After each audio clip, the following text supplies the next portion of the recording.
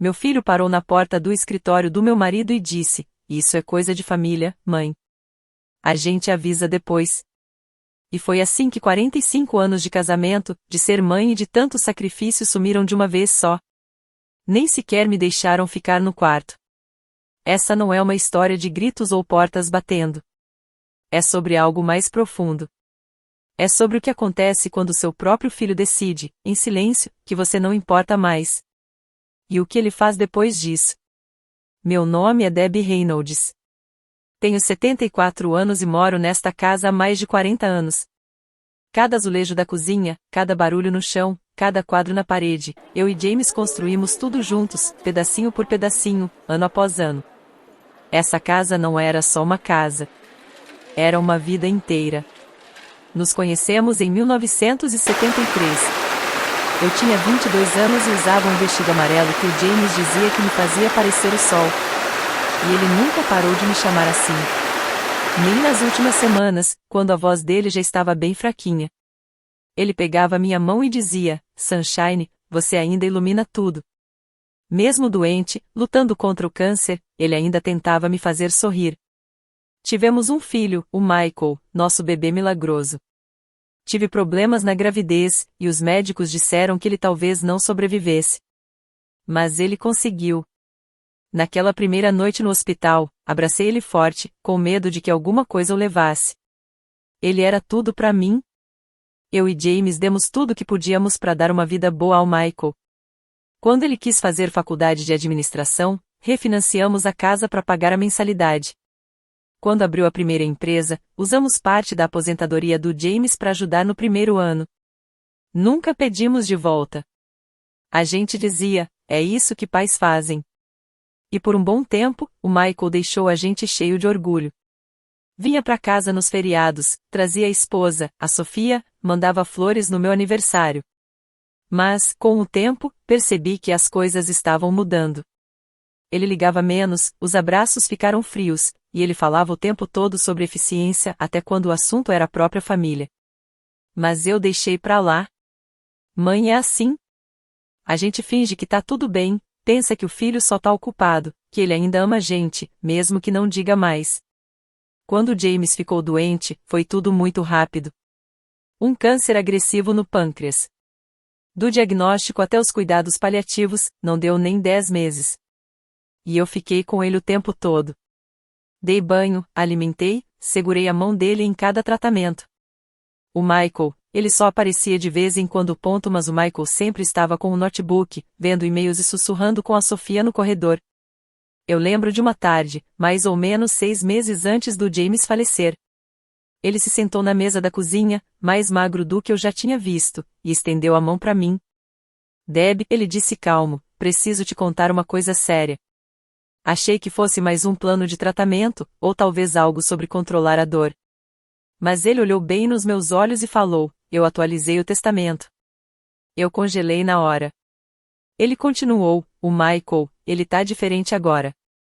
Ele não olha para você como um filho deveria olhar para mãe. E eu não gosto das conversas que escuto ele e a Sofia tendo." Tentei ignorar. Pensei: ele só tá estressado, tá preocupado com a gente. Mas o James balançou a cabeça. "Não. Ele está se posicionando. Você precisa prometer que, quando eu for embora, você vai estar preparada. Vai se defender."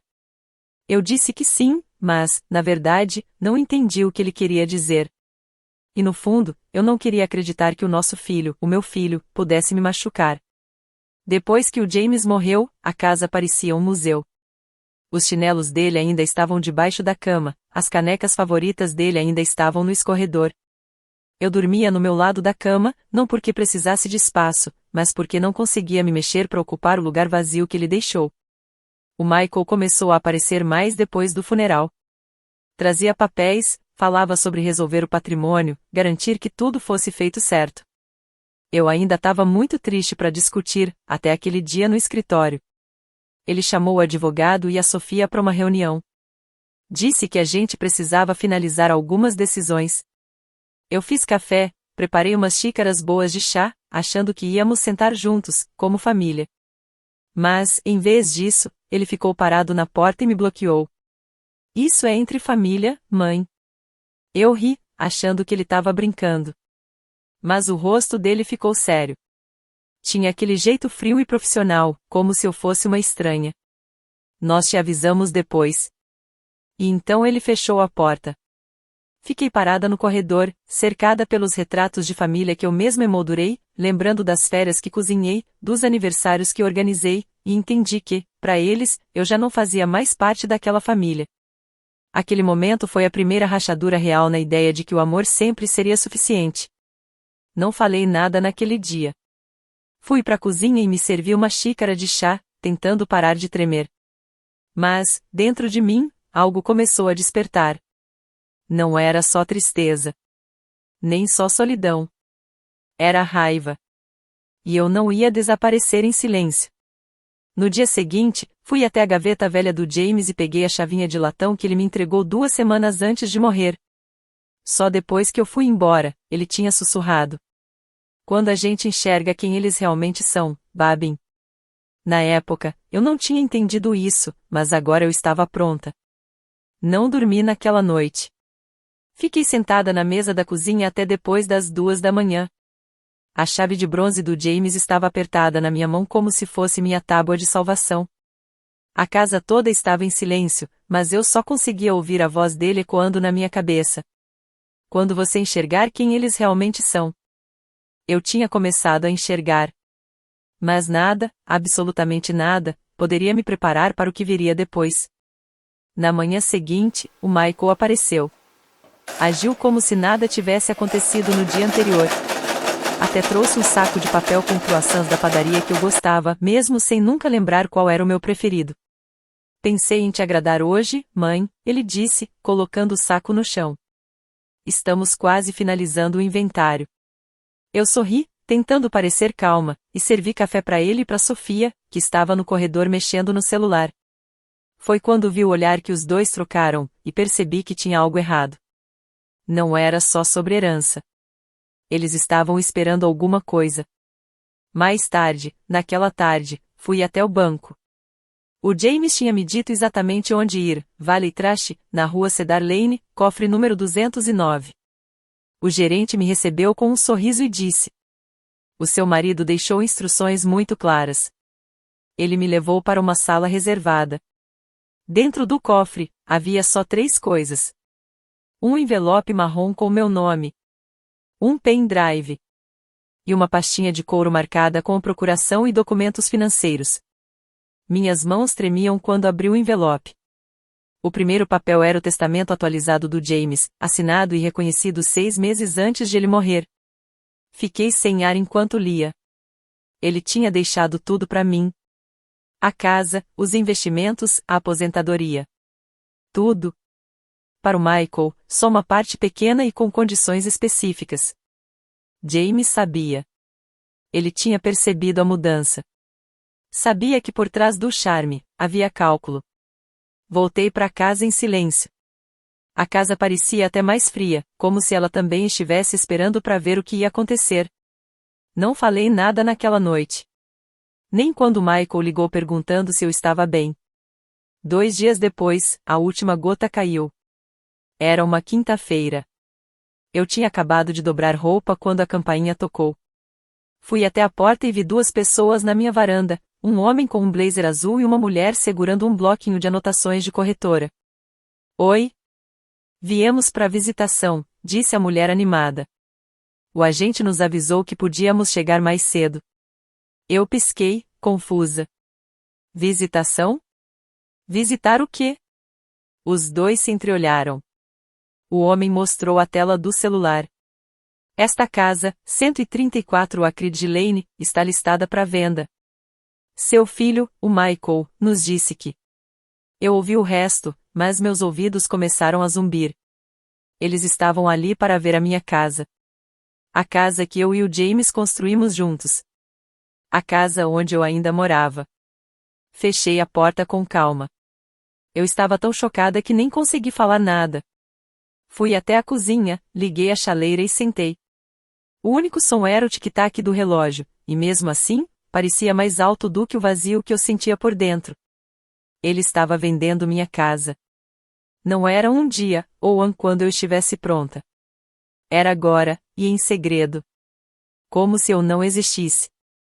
Acho que toda mãe, um dia, percebe que seu filho parou de vê-la como uma pessoa, e passou a vê-la como um problema. Esse foi o meu momento. E quero fazer uma pausa aqui, porque talvez alguém que esteja lendo já tenha sentido isso também. Você já se sentiu um peso dentro da sua própria casa?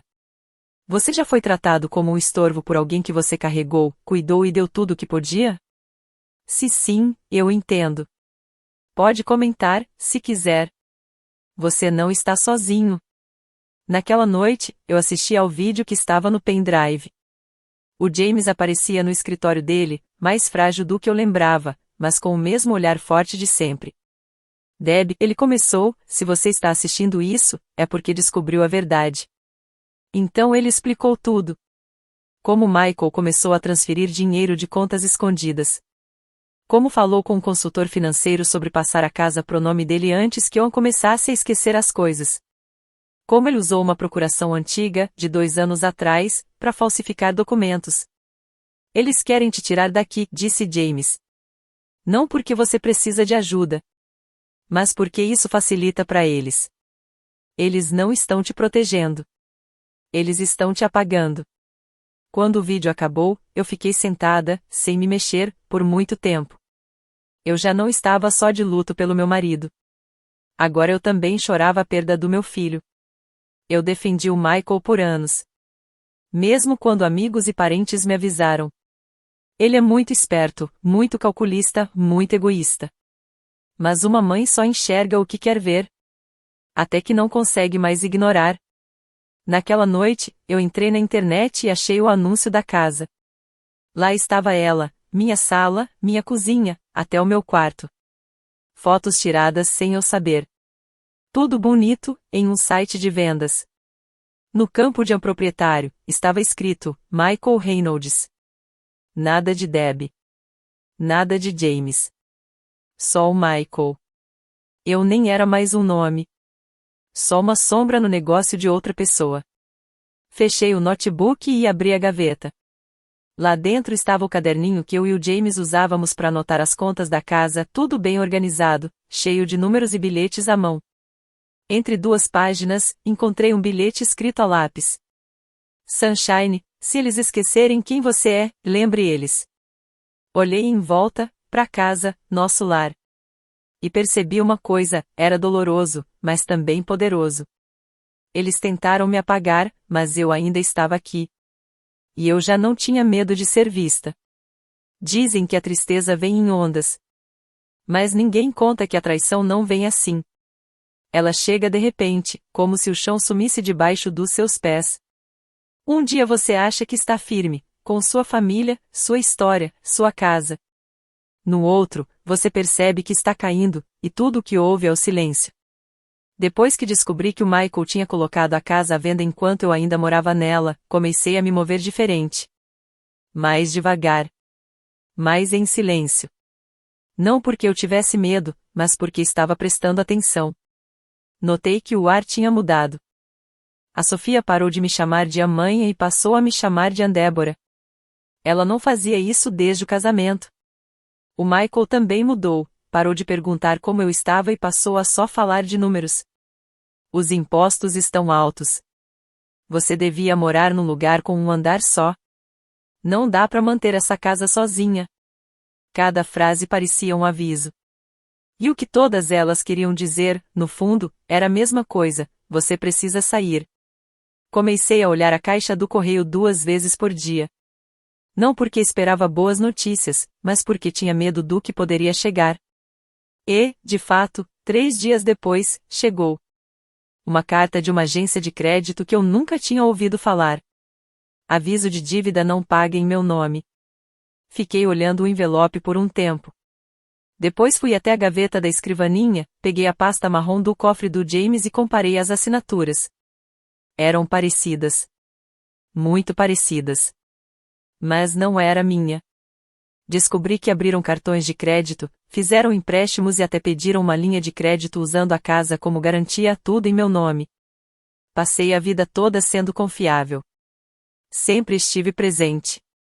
Disse assim a mais vezes do que a não. Fui aquela mãe que sempre queria que o filho se sentisse seguro ao voltar para casa. E agora, eles tinham falsificado meu nome para pegar dinheiro usando a casa onde eu morava. Não contei a eles que eu sabia. Ainda não. Fui para a cozinha, preparei meu chá como sempre. Mas dessa vez, não fui para a sala. Fui pro escritório do James, sentei na velha poltrona dele. Liguei o abajur com a correntinha de latão, e abri novamente o caderno. Lá no final, encontrei algo que nunca tinha visto. Um nome escrito à mão, Walter Griffin, advogado. Confie tudo a ele. Peguei o telefone e liguei. O Walter não se surpreendeu quando eu disse quem era. Ele só perguntou: Você já viu o vídeo? Eu respondi que sim. Ele fez uma pausa e disse: O James foi muito cuidadoso. Ele te amava demais. Queria garantir que você tivesse tudo o que precisava. Na manhã seguinte, o Walter me chamou para ir ao escritório dele. Foi a primeira vez, em semanas, que eu passei batom. Usei o casaco de lã azul que o James sempre dizia que deixava meus olhos cor de água. Caminhei com as costas mais retas. Walter me recebeu com gentileza e empurrou uma pasta pela mesa. Dentro dela, tinha uma cópia do testamento final do James, um laudo médico provando que ele estava com a mente boa quando atualizou o testamento e um registro escrito à mão de todas as movimentações financeiras suspeitas que o Michael tinha feito nos últimos 18 meses. Fui olhando tudo. Uma das transações era da semana em que o James estava na UTI, $20.000 foram tirados de uma conta conjunta. Havia também um áudio onde o Michael falava com um consultor financeiro sobre me colocar em uma unidade para *** organizar os bens da família. Mas o pior estava no final da pasta. Uma sequência de fotos. Michael e Sofia sentados numa cafeteria com uma mulher que eu não conhecia. Em outra foto, os dois caminhavam por um condomínio para idosos, tirando notas e sorrindo. Eles estavam decidindo onde me internar. Sem falar comigo. Sem perguntar nada. Já era um plano feito. Só estavam marcando o local. Naquela noite, fiquei sozinha na sala, olhando pela janela. Já não conseguia mais chorar.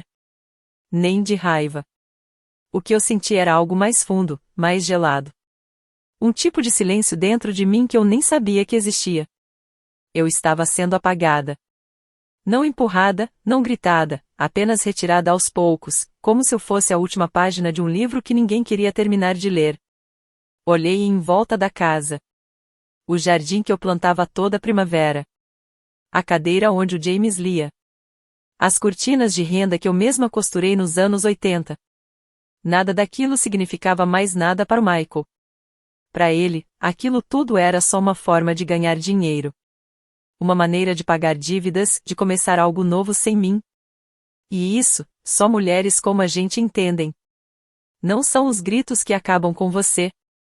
São as decisões silenciosas, os papéis escondidos, as conversas em que você nem é mencionada, porque já não faz parte dos planos. Na manhã seguinte, fui até a caixa de correio. Outro envelope. Desta vez, um aviso legal sobre a transferência de título da casa. Michael não estava só anunciando a venda. Ele estava quase finalizando. Mas ele não sabia que eu tinha tudo. O testamento atualizado, os laudos médicos, os áudios, as provas de falsificação.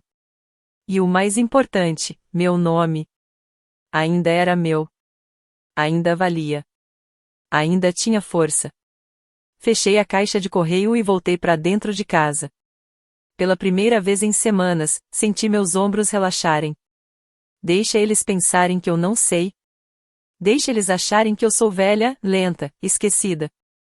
Deixa eles acreditarem que eu vou ficar calada enquanto eles resolvem tudo. Logo eles vão descobrir quem eu realmente sou.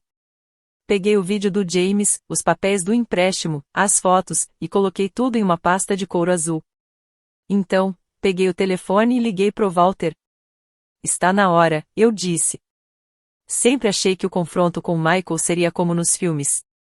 Uma briga na cozinha, gritos, dedo na cara, a verdade aparecendo como pratos se quebrando no chão. Mas traição não funciona assim. Ela não grita. Ela se instala quieta dentro da gente, nos ossos. E um dia, você acorda e percebe que tudo que deu de si virou uma arma contra você. Walter me encontrou no escritório dele numa terça-feira chuvosa.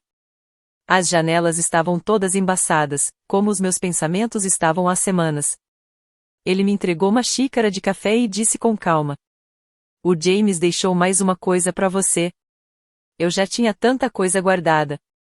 O testamento atualizado, os documentos falsificados, as provas da mentira do meu filho.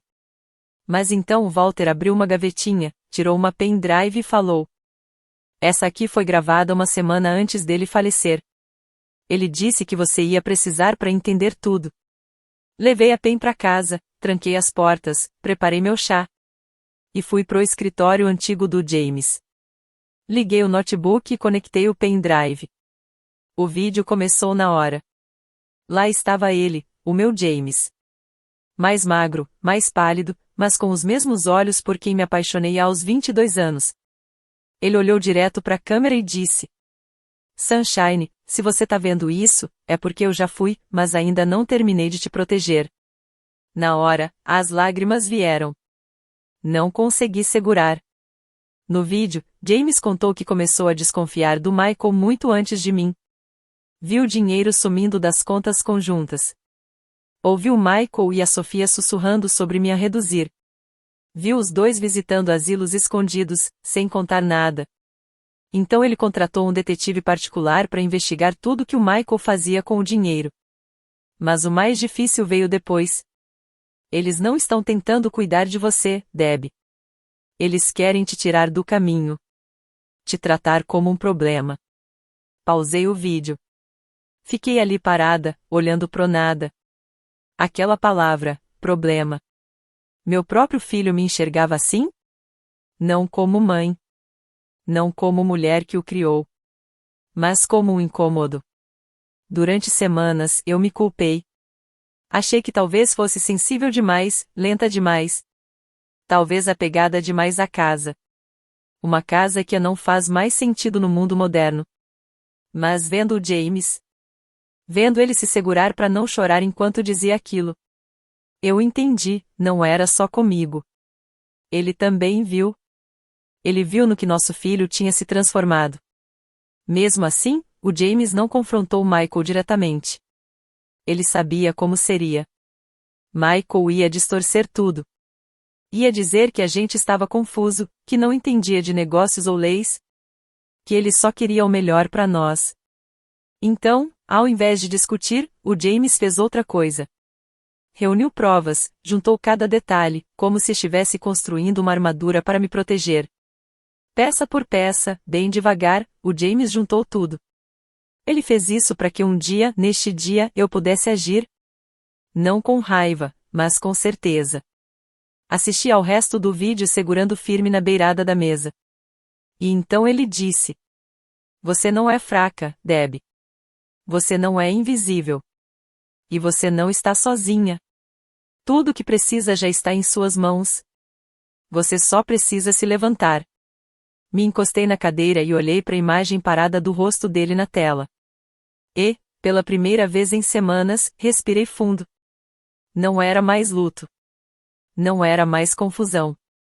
Era escolha. Eu podia deixar o Michael decidir tudo. Me dar ordens, me excluir? Me tratar como se eu fosse um peso enquanto vendia a casa debaixo dos meus pés? Ou eu podia mostrar para ele que a mãe dele ainda estava de pé. Ainda pensava. Ainda importava. Passei o dia seguinte juntando tudo. Cópias do vídeo do James. Documentos do Walter. Pedidos de empréstimo falsos. E-mails do banco mostrando movimentações que eu não autorizei. Fotos do detetive. Coloquei tudo numa pasta azul marinho, organizada. E então fiz algo que nunca achei que faria. Liguei pro Michael. Ele atendeu no terceiro toque. "Oi, mãe." Disse ele, todo animado. "Eu ia te ligar." Falei firme. "Acho que a gente precisa ter uma conversa séria sobre tudo." Ele ficou quieto por um momento. Depois respondeu: "É uma boa ideia." Eu e a Sofia estávamos pensando o mesmo. Talvez eu fale com nosso consultor financeiro esse fim de semana. Balancei a cabeça em silêncio. Ótimo. Aqui está o que funciona para mim, e sugeriu Domingo. Eles acharam que estavam no controle. Pensaram que estavam preparando um grande encerramento. Mas o que eles não sabiam é que eu já tinha falado com o Walter. Já tinha uma declaração legal pronta. Já tinha registrado o testamento no tribunal. E, mais importante, já tinha tomado minha decisão. Naquela noite, fiquei parada no corredor, em frente ao antigo escritório do James.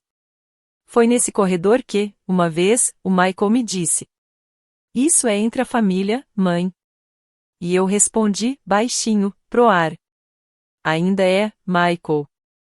Mas não do jeito que você pensa." Dormi melhor naquela noite do que em muitas outras. Não porque a dor tivesse passado, mas porque, enfim, eu enxergava tudo com clareza. Eles tentaram me apagar. Mas agora, passo por passo, documento por documento, sorriso por sorriso, eu estava voltando. Ainda era eu que tinha a caneta na mão. E estava pronta para escrever minha parte da história. Na manhã de domingo, o céu estava nublado. Mas eu me sentia calma. Vesti a blusa azul marinho preferida do James. Aquela dos botõezinhos de pérola. Arrumei o cabelo, passei um batom rosa claro. E coloquei a pasta azul na bolsa. Sem drama. Sem confusão. Apenas preparação. Michael e Sofia chegaram 5 minutos atrasados, como sempre. Entraram sorrindo, com copos de café na mão, parecendo que iam dar uma palestra. "Mãe, isso vai ser rápido", disse Michael, dando um tapinha no meu ombro, como se eu fosse uma vizinha velhinha que precisa de ajuda para carregar cartas. "Já montamos um plano", completou a Sofia. "Só queremos garantir que você se sinta incluída." Incluída. Depois de tudo. Me levaram até a sala de jantar. Os papéis já estavam todos espalhados pela mesa. Orçamentos, tabelas, planilhas, até etiquetas coloridas que a Sofia trouxe para organizar tudo. Michael pigarreou e começou: "Achamos que é hora de simplificar sua vida. A casa é grande demais. O mercado está valorizado. Você estaria melhor em um lugar que atenda às suas necessidades." Ele deslizou um documento na minha direção. "Já agendamos uma visita para a semana que vem. E você já está pré-aprovada para uma unidade linda de moradia assistida. Tem varanda, jardim, você vai amar." Olhei pro papel. Eles não estavam perguntando. Já tinham decidido. Abri minha bolsa, tirei minha pasta. Sem pressa. Sem alarde. Coloquei em cima dos papéis deles, com calma. Michael franziu a testa. "O que é isso?" "Algo que vocês esqueceram de colocar no plano de vocês", respondi. Abri a pasta e tirei uma cópia do testamento do James. Deslizei o papel pela mesa. Michael olhou desconfiado. "A gente já revisou toda a documentação da herança." "Não. Vocês revisaram a versão que achavam que era a final. Esse aqui é o testamento atualizado. O verdadeiro. Foi assinado pelo seu pai 6 meses antes de ele falecer." Ele ficou em silêncio. Sofia se inclinou para ler. O rosto dela foi ficando pálido à medida que lia. "Tudo para você", ela sussurrou. Assenti com a cabeça. "Tudo?" A sala ficou em silêncio por um bom tempo. Michael riu, nervoso. "Isso não pode ser verdade. O papai teria me contado." "Ele contou para alguém." "Para quem?" "Para mim." Sofia pegou o papel da minha mão. "A gente vai contestar isso." "Pode tentar. Mas eu tenho a declaração do advogado, exames médicos que provam que o James estava lúcido, e muito mais." Abri a pasta de novo. Tirei cópias dos documentos falsos de empréstimo. "Você reconhece isso, Michael?" O rosto dele ficou branco. "Foi a mamãe. A gente assinou juntos, quando o papai estava doente." "Você não lembra?" "Eu lembro de tudo. E o banco também lembra." Olhei para os dois. O pânico nos rostos deles não me deu alegria. Me deu clareza. Eles tinham planejado me tirar tudo. Não de uma vez, mas devagar, pelas costas, com sorrisos e vozes calmas. Eles não só me subestimaram. Eles esqueceram quem os criou. A voz de Michael ficou fria. Você acha que consegue lidar com isso tudo sozinha? Você tem 74 anos, mãe. Não estou sozinha. Tenho um advogado, tenho um plano, e estou em paz. Mas você não vai poder ficar com essa casa para sempre, disse Sofia, tentando soar prática. Talvez não. Mas a casa é minha. E se um dia eu decidir deixá-la, será porque eu decidi? E não porque alguém tentou me empurrar para fora. Eles foram embora logo depois. Michael em silêncio, Sofia com raiva. Não teve escândalo, nem porta batendo. Só distância. E, de algum jeito, isso doeu mais do que se eles tivessem gritado. Mas também me deu alívio. Naquela noite, sentei na varanda dos fundos com uma xícara de chá quente. O jardim que eu e James plantamos juntos estava começando a florescer de novo. As tulipas vermelhas e douradas, as cores preferidas dele, estavam brotando perto da cerca. Eu não chorei. Não tremi. Só deixei o vento passar por mim. Na semana seguinte, troquei as fechaduras. Passei as contas da casa de volta pro meu nome. Marquei uma reunião com Walter e finalizei tudo. Comecei a jogar fora papéis antigos, limpei armários. Não porque eu precisava, mas porque eu queria abrir espaço. Na casa. E dentro de mim também. Tirei uma foto do Michael do corredor. Ele estava com um bolo nas bochechas, rindo de alguma piada do James. Guardei a foto numa gaveta. Não para lembrar com dor, mas como um sinal do que foi. E do que já passou. Comecei a viver manhãs mais lentas. Aprendi a cozinhar só para mim. Encontrei um tipo diferente de paz no silêncio. Não era vingança. Nem vitória.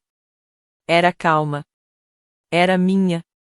Um dia, abri a caixa de correio e vi um envelope com a letra do Michael. Dentro, só um cartão. Nada de desculpas. Só uma frase. Se você quiser, eu gostaria de conversar. Fiquei segurando o cartão por um tempo. Depois dobrei, guardei no meu diário, e sussurrei. Talvez. Mas não do seu jeito. 6 meses. Esse foi o tempo que passou desde aquele domingo em que tudo mudou. A casa parecia diferente agora. Não assombrada. Nem vazia. Só minha. Mudei os móveis. Nada radical. Só pequenos ajustes.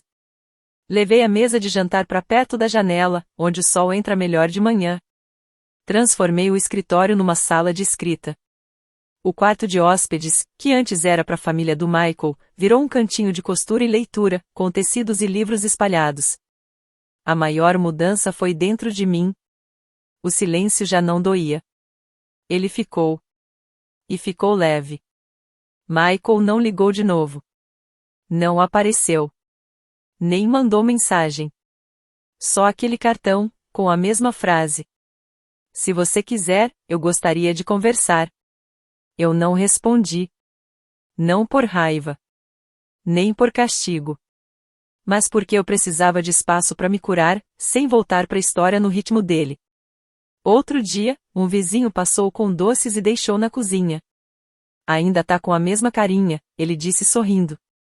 Sorri de volta. Ele olhou pro jardim. O James ficaria orgulhoso de você. Meus olhos encheram d'água. Algumas pessoas me perguntavam o que eu andava plantando. Eu respondia com ervas, flores, sorrisos. Nem todos sabiam o que aconteceu. Nem todos precisavam saber. Porque essa não é uma história de vingança. É uma história de alguém que voltou a ser ela mesma, no seu próprio tempo.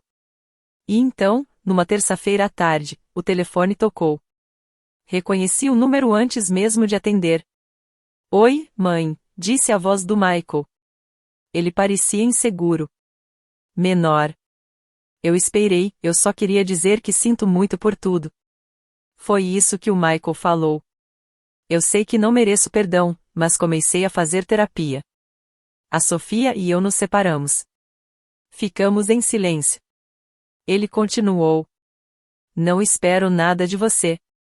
Eu concordei com a cabeça, mesmo que ele não visse. E desligamos. Eu não chorei. Não tremi. Só fiquei ali, parada, encostada na pia da cozinha, olhando o vento mexer as árvores lá fora. E sussurrei, mais para mim mesma do que para qualquer outra pessoa. Nunca é tarde demais. Mas tem que ser de verdade. As semanas passaram.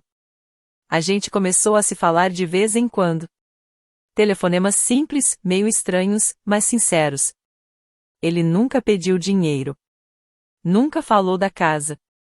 E isso, mais do que tudo, me fez começar a acreditar que talvez, só talvez, ele tivesse mudado.